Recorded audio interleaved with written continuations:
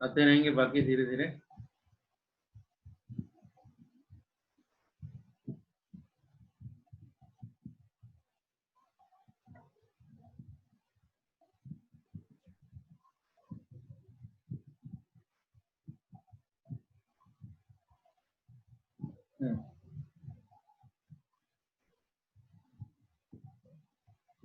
Okay,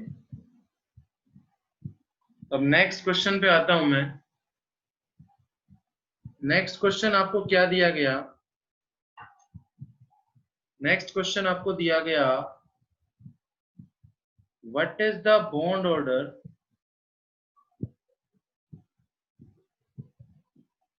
what is the bond order and magnetic moment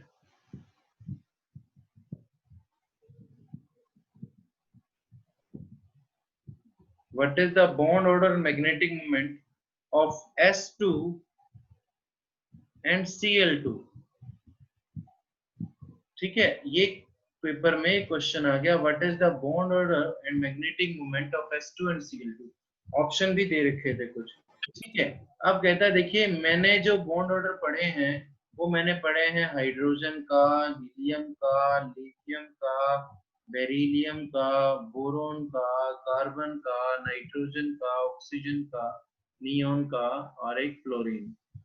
ठीक है, इन सबके molecule H2, He2, Li2, Be2, B2, C2, N2, O2, F2, Ne2, इन सबके मैंने bond order पढ़े हैं, लेकिन S2 और Cl2 के बॉन्ड ऑर्डर मैंने नहीं पढ़े। तो आप यहाँ पर इनके बॉन्ड ऑर्डर और मैग्नेटिक मोमेंट कैसे निकालेंगे? तो आपको सिर्फ ये देखना है कि ये सल्फर जो है वो इनमें से किसके ग्रुप में लाई करता है। ये क्लोरीन जो है वो इनमें से किसके ग्रुप में लाई करता है? तो सल्फर किस ग्रुप में लाई करता है? सल्फर तो ऑक्सीजन के में, ऑक्सीजन के ग्रुप में लाई करता है। ठीक है, और क्लोरीन, तो सल्फर और क्लोरीन के S2 का जो बॉन्ड ऑर्डर होगा वो इक्वल टू होगा किसके? ऑक्सीजन के। मतलब जो ऑक्सीजन का बॉन्ड ऑर्डर था वही S2 का होगा। अगर Cl2 के लिए बात करें तो इक्वल टू होगा बॉन्ड ऑर्डर किसके? F2 के। क्यों? क्योंकि वो एक ही ग्रुप के हैं। ठीक है, तो जो F2 का बॉन्ड ऑर्डर था वही Cl2 का बॉन्ड ऑर्डर होगा। आपने O2 का बॉन्ड ऑर्डर पीछे निकाला होगा, तो वहां पर आप देखना कि O2 का बॉन्ड ऑर्डर जो निकाला गया था वो कितना निकाला गया था? 2। तो S2 का बॉन्ड ऑर्डर भी कितना होगा? 2 ही होगा। F2 का बॉन्ड ऑर्डर पीछे निकाला गया था, कितना निकाला गया था? 1। तो इसका मतलब Cl2 का बॉन्ड ऑर्डर भी कितना होगा? 1। वहां पर आपने देखा था कि इसमें अनपेयर्ड इलेक्ट्रॉन कितने थे? O2 में 2 अनपेयर्ड इलेक्ट्रॉन थे, तो S2 में भी 2 ही अनपेयर्ड इलेक्ट्रॉन होंगे। F2 में कोई अनपेयर्ड इलेक्ट्रॉन नहीं था, तो Cl2 में भी कोई भी अनपेयर्ड इलेक्ट्रॉन नहीं होगा। उसके बाद हम लोग कहें कि ये अनपेयर्ड इलेक्ट्रॉन है तो ये कैसा हो गया? Para magnetic. और ये पेयर्ड अनपेयर्ड नहीं है तो ये कैसा हो गया? डायामैग्नेटिक। जो बच्चे डेली पढ़ रहे हैं उनको मेरी बात अच्छे से समझ में आ रही होगी, और जो डेली नहीं पढ़ रहे हैं भैया देखो उसका तो क्या कर सकते हैं ना। उतार लिया, राइट डाउन कर लिया यहाँ तक? Yes sir.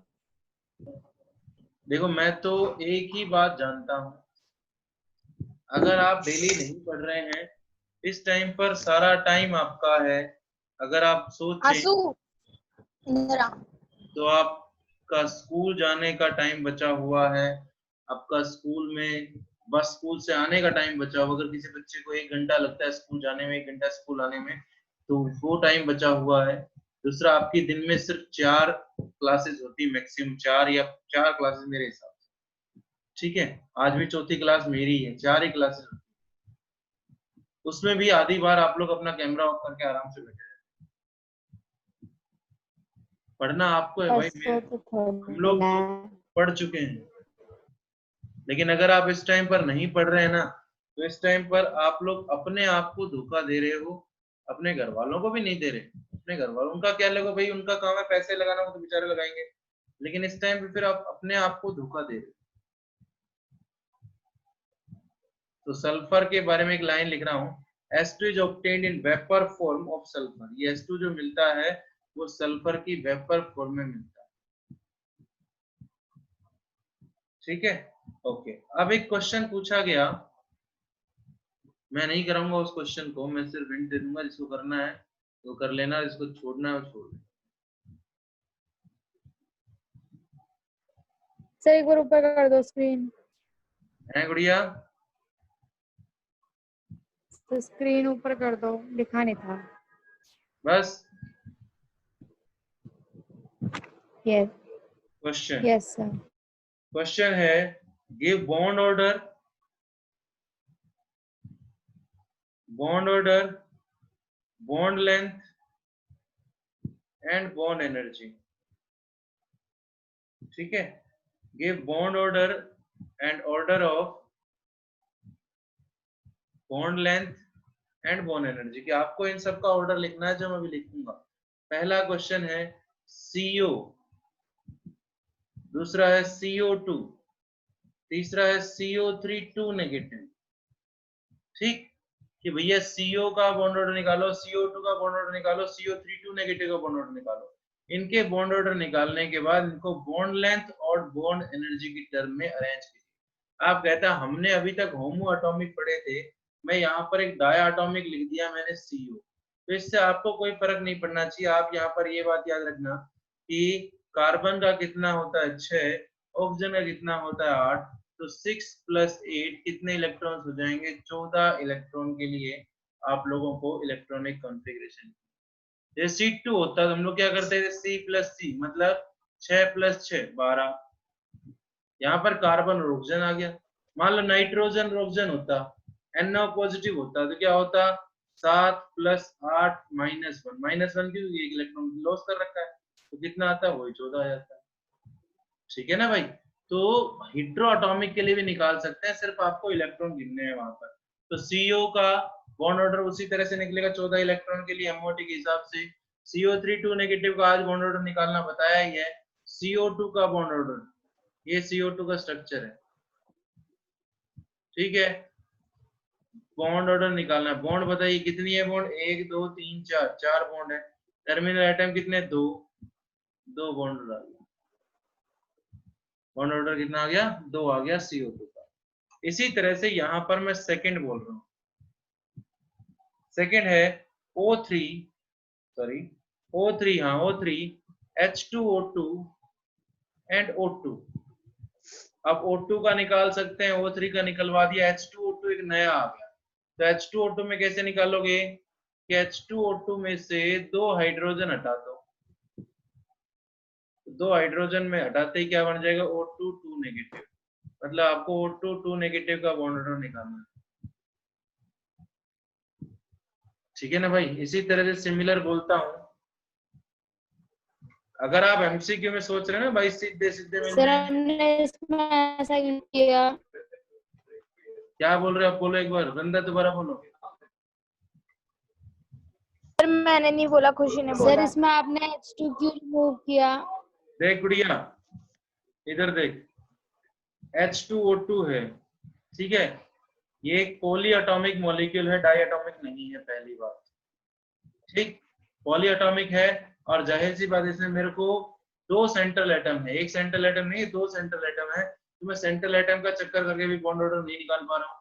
तो मैं कह रहा हूँ अगर मैं यहाँ से हाइड्रोजन हटा दूं, तो हाइड्रोजन तो इलेक्ट्रॉन लॉस करके निकल गई, तो कितना है? 18। अगली बात करें, क्वेश्चन ऐसा ही, O2 KO2 और Na2O2, O2 O2 का निकाल सकते हैं, वो सर्विस तो कर देगा ऑक्सीजन को, तो O2 नेगेटिव, Na2O2 सोडियम एक एक, आपकी आवाज नहीं आ रही।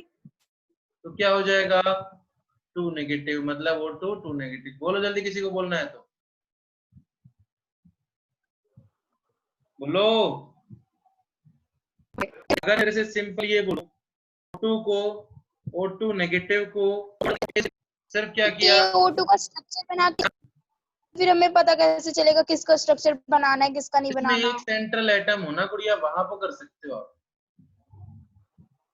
तो अब सर यहाँ इसमें तो पर के सेंट्रल एटम मेरी हो बात सकता है ना? सुनो, Na2KO2 का स्ट्रक्चर इस तरह से होता है, ठीक है। अब इसमें सेंट्रल एटम कौन, ये, इसमें देखो दोनों साइड अलग अलग एटम जुड़े हुए हैं। बनेगा ही क्यों सर क्या? स्ट्रक्चर? ये सुपर ऑक्साइड है KO2, और ये सोडियम परऑक्साइड है, कभी नाम नहीं सुना क्या? अब Na2O2 का स्ट्रक्चर इस तरह से होता सुना है, है। इस तरह से स्ट्रक्चर होता है। अब इसमें कहां पर सेंट्रल, कौन सा सेंट्रल है बताओ?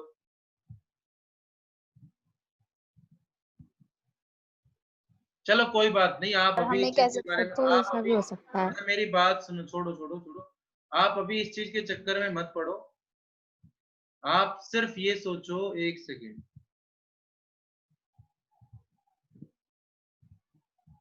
एक सेकेंड भैया, एक सेकेंड, एक सेकेंड।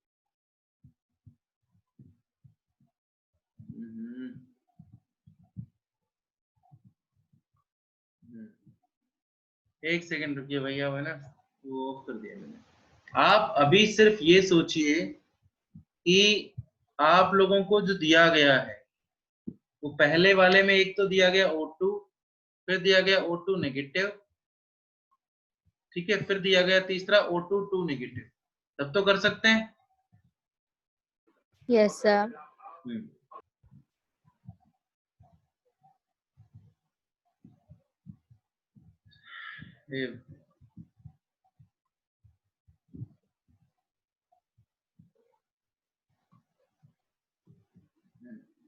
ओके, और जो ऊपर वाला था,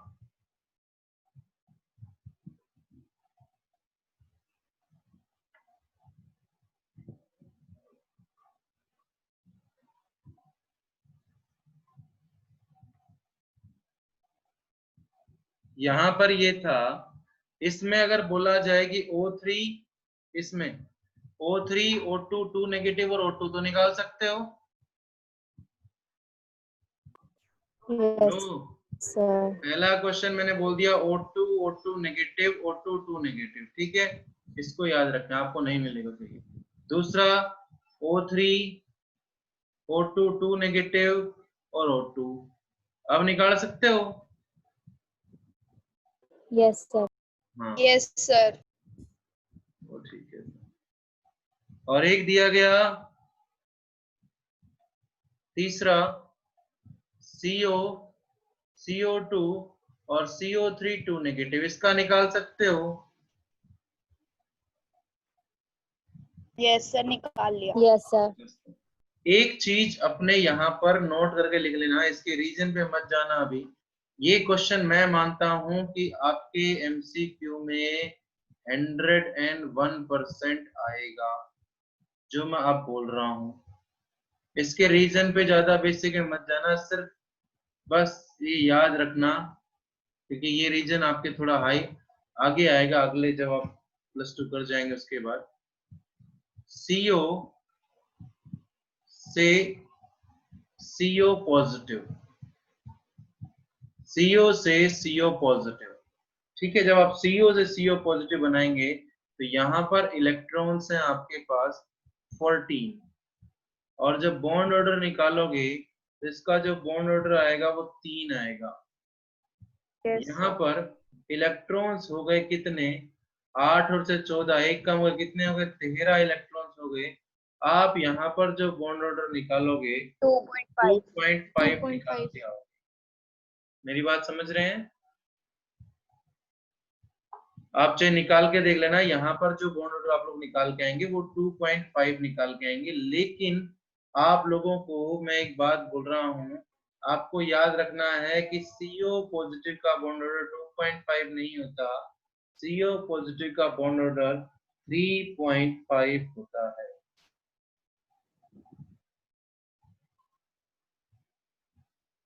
ये बात आपको याद रखनी है बस, ठीक है, कि CO पॉजिटिव का बॉन्ड ऑर्डर जो है, तो देखो CO का नहीं पूछेगा आपसे, CO का तो सब आराम से निकाल देंगे, इसका जरूर पूछेगा, निकलवा के नहीं देगा, सिर्फ MCQ में मिलेगा हमेशा कि CO पॉजिटिव का बॉन्ड ऑर्डर आप लोग निकाल के आओगे 2.5 और उसका आंसर होगा 3.5।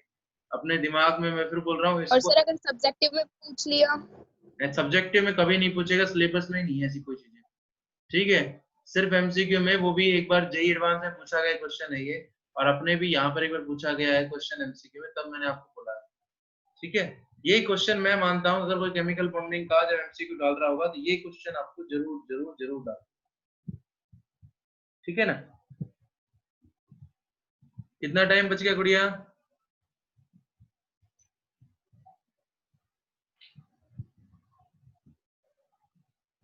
सर 5 मिनट है शायद। 5 मिनट? सर 5 नहीं सर, नहीं है, ज्यादा 7 है है। Sir, 15 minute. सर 7 है। 10 होंगे सर। कोई बात नहीं, जितने भी हैं। चलो तो एक बार आगे सर चलते हैं 10-15 मिनट है। भाई, है ना। मैं आपको फिर से एक बात बोल रहा हूँ, जिस भी बच्चे ने वो असाइनमेंट जो भेजा गया था, कब भेजा था वृंदा? सैटरडे को? Yes sir. यस सैटरडे को सर। वो असाइनमेंट भेजा गया था, आज मंडे है, ठीक है। और कितने दिन चाहिए उस असाइनमेंट को कंप्लीट करने के लिए? अगर चाहो तो मैं 4-5 दिन और दे देता हूँ, 2 दिन। Yes sir. ठीक है ना भाई। कहो तो 4-5 दिन और ले लो, और जब पेपर हो जाए ना तो उसके बाद मेरे को सबमिट कर देना। सब पेयर में करके? पेपर के बाद? नहीं, जब एग्जाम हो जाए ना, प्लस ये फर्स्ट टर्म, जब सबमिट कर देना, मैं ये बोल रहा हूँ। पेयर में? सर हाँ, फर्स्ट किसी में टर्म भी के सबमिट बाद कर तो देना, सर फिर उसका क्या काम? क्योंकि अभी तो आप लोगों पे बर्डन बहुत ज्यादा है ना, आप लोग कर ही नहीं पा रहे हैं, और बर्डन उठाने को आप लोग थोड़ा बहुत तैयार नहीं है। अभी तो हम यूं ही रफ में ट्राई कर रहे हैं। हाँ हाँ, सर हम रफ में कर मेरी बात नहीं रहे हैं, समझी क्या वृंदा? मैं क्या नहीं बोल कर रहा रहे। ओ हूँ? सर। वृंदा सर मेरी बात समझ गए। समझी यस सर क्या समझ बोल गए। रहा है? सर समझ गए। समझ गए ना? तो मैं ये बोल रहा हूँ, जिस बच्चे को करना हो वो तो कर लेगा। जब कल मीटिंग हो तो देखो, केमिकल बॉन्डिंग बचा हुआ है थोड़ा सा, अगर आप कहो तो मैं तो आपको 1 हफ्ते का टाइम और दे देता हूँ। 1 हफ्ता क्या, पेपर के बाद डाउट ले लेंगे, है ना। कम से कम तब तक, और पेपर के बाद नहीं तो चलो अगली साल ले लेंगे, इसी टाइम मिलेंगे अगली साल भी, तो सर ठीक है। क्योंकि मुझे तो लगता है आपको ये दोबारा +1 तो पढ़नी पड़ेगी अभी, नहीं तो फिर अगली साल पढ़नी पड़ेगी। No sir. मैं इसीलिए आप लोगों को मैं बुरा लगूं, क्योंकि मैं साफ साफ आप लोगों को बोल देता हूँ, इसलिए प्रवीण सर बुरे हैं। प्यार, मुझसे उम्मीद मत रखना कि मैं तुम लोगों को लाड करके वो रखूं, लाड वाड अपने पास नहीं है। बॉन्ड पैरामीटर्स,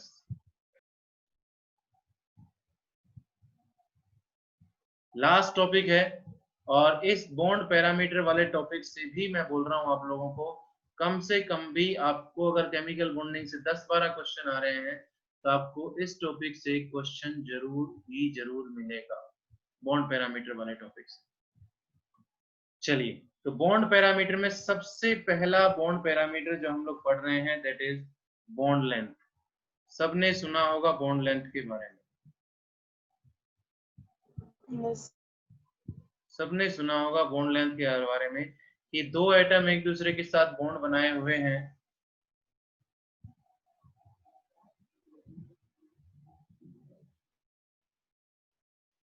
तो उनके बीच की जो इंटरन्यूक्लियर डिस्टेंस है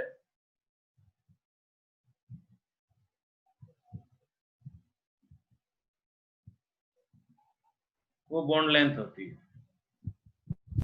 उनके बीच की जो इंटरन्यूक्लियर, डी से दिखाते हैं, इनके बीच जो इंटरन्यूक्लियर डिस्टेंस है वो बॉन्ड लेंथ। अगर इस एटम को नाम दिया ए, इसको नाम दिया बी, तो आपने ये भी पढ़ चुके हैं आप पीछे कि that is the radius of A,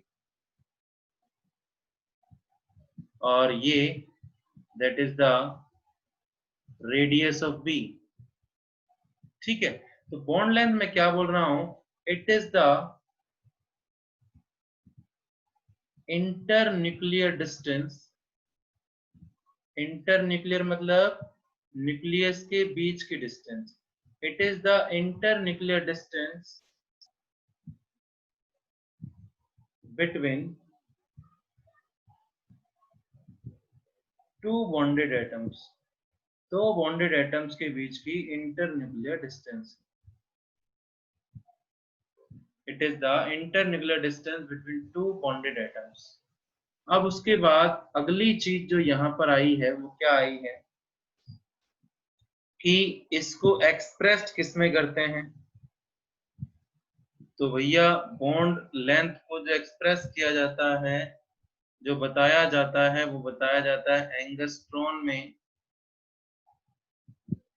angstrom, जिसे आप मैं से ऐसे बोलो एंगस्ट्रॉन, ये सिंबल होता है। और पिकोमीटर, पिकोमीटर पीएम। दीपांशु जी क्लास में हैं?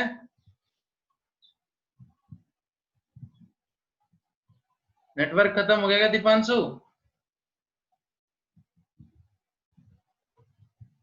भाई एक बार देख के बताना दीपांशु क्लास में है नहीं है। No sir.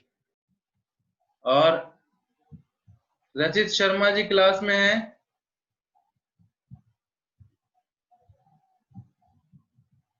Sir yes sir.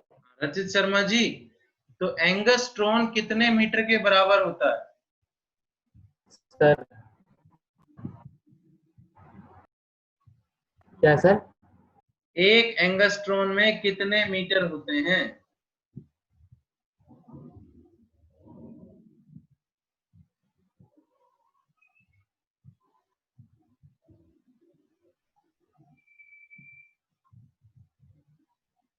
Rachit Sharma जी, ये तो बेसिक सी बात है मेरे भाई।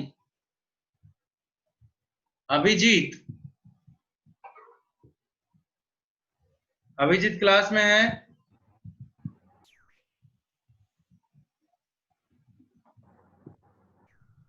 चेक करके बताइए। रिपीट करना, आपने क्या कहा? No sir. 10 की पावर -10। एंगस्ट्रॉन होता है बच्चा 10 की पावर -10 मीटर, -10 और पिकोमीटर होता है 10 की पावर -12 मीटर। जब हम लोग डाइपोल मोमेंट पढ़ रहे थे वहां पर भी मैंने एंगस्ट्रॉन का जिक्र किया था। ठीक है, चलो कोई बात नहीं, अब याद कर लेना। तो फैक्टर्स अफेक्टिंग बॉन्ड लेंथ में सबसे पहला है size of atoms.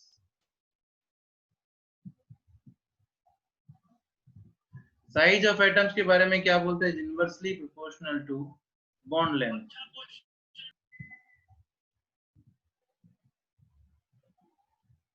Is inversely proportional to bond length. की साइज ऑफ एटम जो है वो बॉन्ड लेंथ के इनवर्सली प्रोपोर्शनल है। मतलब साइज अगर बड़ा होगा तो बॉन्ड लेंथ छोटी होगी। जैसे मेरे को दिए गए HF, HCl, HBr और HI, बोला इसको बॉन्ड लेंथ में अरेंज कीजिए। ढंग से देखना, मैं बोल रहा हूँ यहाँ से क्वेश्चन जरूर आएगा। अरेंज कीजिए इसको बॉन्ड लेंथ की टर्म में। तो देखिए हाइड्रोजन तो सब में है, किसका डिफरेंस है? फ्लोरीन का, क्लोरीन का, ब्रोमीन का, आयोडीन का। तो साइज आयोडीन का सबसे ज्यादा है। तो साइज अगर बढ़ता चला जाएगा तो बॉन्ड लेंथ कम होती चली जाएगी। साइज अगर बढ़ता चला जाएगा, सॉरी सॉरी सॉरी उल्टा बोल गया मैं, एक बार सही करते हैं। सॉरी सॉरी बच्चा, sorry.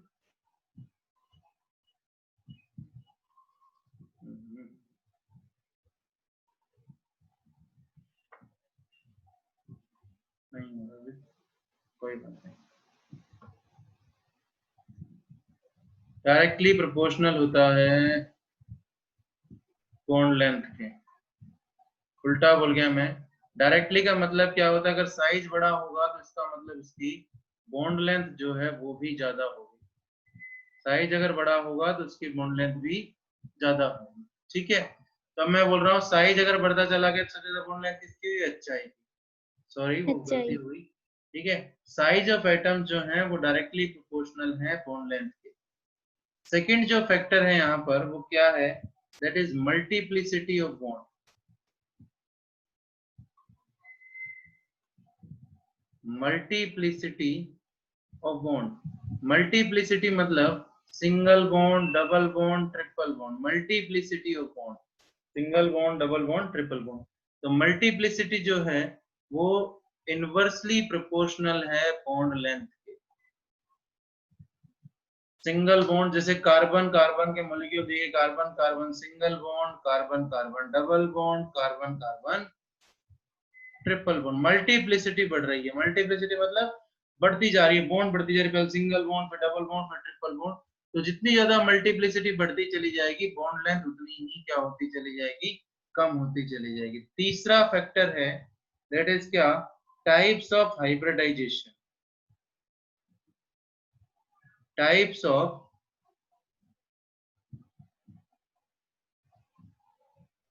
Hybridisation.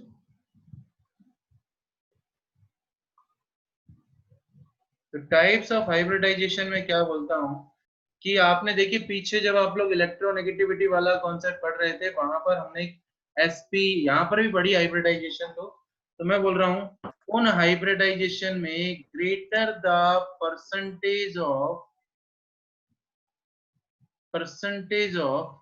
S character, greater the percentage of S character, shorter is the bond length. Shorter is the bond length. उतनी ही बॉन्ड लेंथ जो है वो क्या हो जाएगी, कम हो जाए। Shorter is the bond length. जैसे मैं कह रहा हूं देखो sp, एक हाइब्रिडाइजेशन sp, एक हाइब्रिडाइजेशन sp2, एक हाइब्रिडाइजेशन sp3। यहाँ पर जब आप s और p कैरेक्टर देखेंगे, देखिए एक एक है तो 50% s और 50% p। यहाँ पर क्या होगा, कितना परसेंट, 33% s और 66.6% p। यहाँ पर क्या होगा 25% s और 75% p। तो सबसे ज्यादा परसेंटेज है इस कैरेक्टर की, मतलब इसकी बॉन्ड लेंथ सबसे कम। ठीक है, मान लीजिए आपको कोई मॉलिक्यूल दिया गया जिसमें एक कार्बन जो है वो sp3 हाइब्रिडाइजेशन का है, एक sp2 का है, एक sp का। जो sp3 हाइब्रिडाइजेशन वाला होगा उसमें बॉन्ड लेंथ सबसे ज्यादा होगी। ठीक है,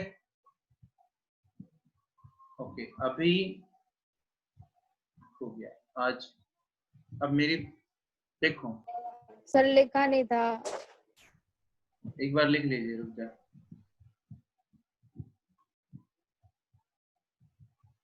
लिख लीजिए। कितना और रह गया इस चैप्टर में? आज खत्म हो जाना था, अगर आप लोग पढ़ के आते तो फिर मैं जल्दी जल्दी करता रहता कर दो। ना। क्यों?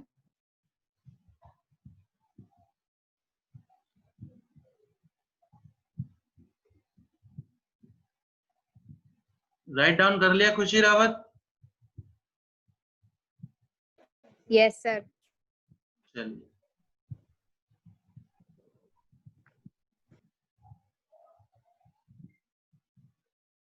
ओके अब मेरी बात सुनना, जो जो क्लास में है। देखो वृंदा, एक बार भाई अभी है ना टाइम बचा हुआ है, कोई दिक्कत नहीं है क्योंकि मैं अपना टाइम पूरा